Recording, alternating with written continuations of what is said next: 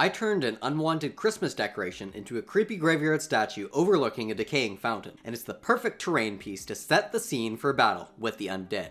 As I love undead, I was thinking about graveyards, and the angel statues that are within them.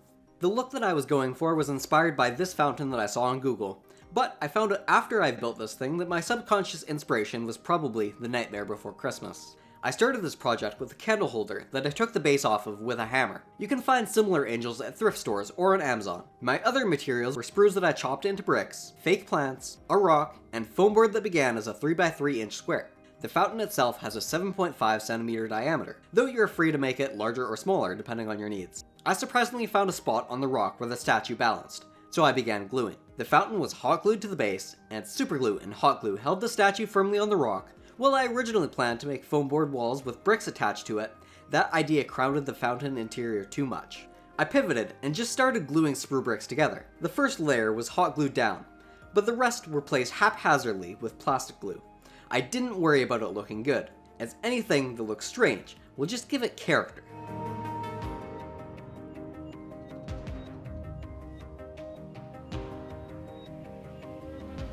Ignoring the debris that the silicone mat picked up from being on my floor, I glued down a hot glue casting of the old Hero Quest tomb, some aquarium rocks, and pieces of sprue and foam to act as rubble.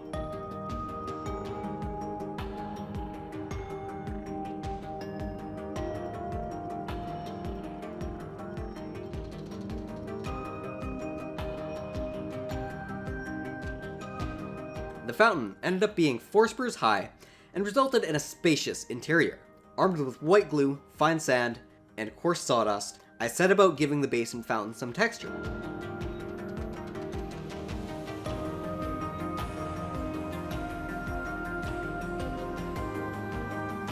This step is always messy, but makes a huge difference in the end.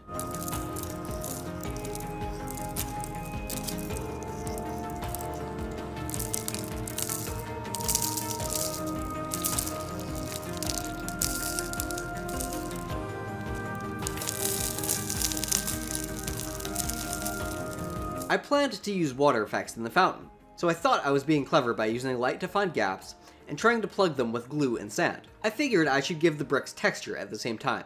I used an acrylic-based spray primer to give the terrain piece a more unified color and to ensure paint sticks to everything. The porcelain angel is porous, so I wasn't worried about how paint would stick to it. Next, I started the painting process. Espresso brown colored the dirt,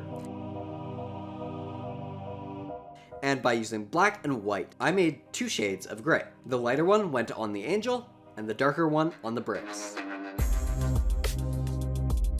Additional browns and tans provided variety to the rocks and rubble, and I used a gold paint to make the tomb piece more vibrant. I finally added the plant inside the fountain too. With a very ruined brush, I dry brushed white over the gray, and did the same with this parchment paint over the ground. Now is my favorite part, adding the shade. This step was really just covering everything with watered down black paint, but it adds a ton of depth.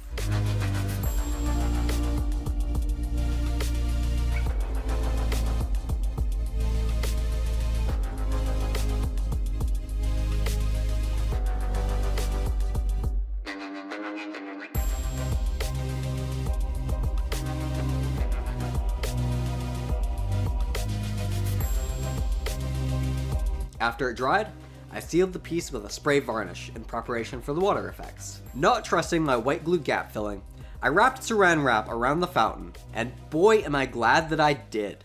I've seen Peter Brown work with resin, so I kind of knew what I was doing.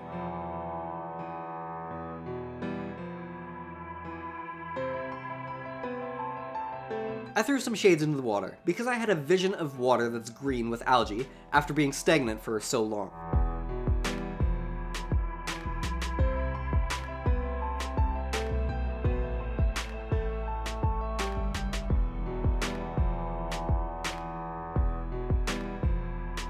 After a good stir and moving the terrain to newspaper, I was ready for the first pour. But after drying, a minor disaster struck. The saran wrap kept the spill mostly contained, but taking it off destroyed some of my hard work.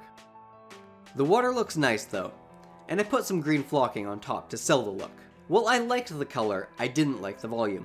I did another pour without any tint, and was confident that the first pour sealed up any leaks. With additional green flocking on top, I got the desired look. I also repeated earlier steps to fix my mistake before covering it with green flocking and the odd piece of static grass. More static grass made the ground less barren, and after some additional flocking, here is the final product. I love how this turned out, and it would be perfect in the center of a graveyard diorama or on a game table.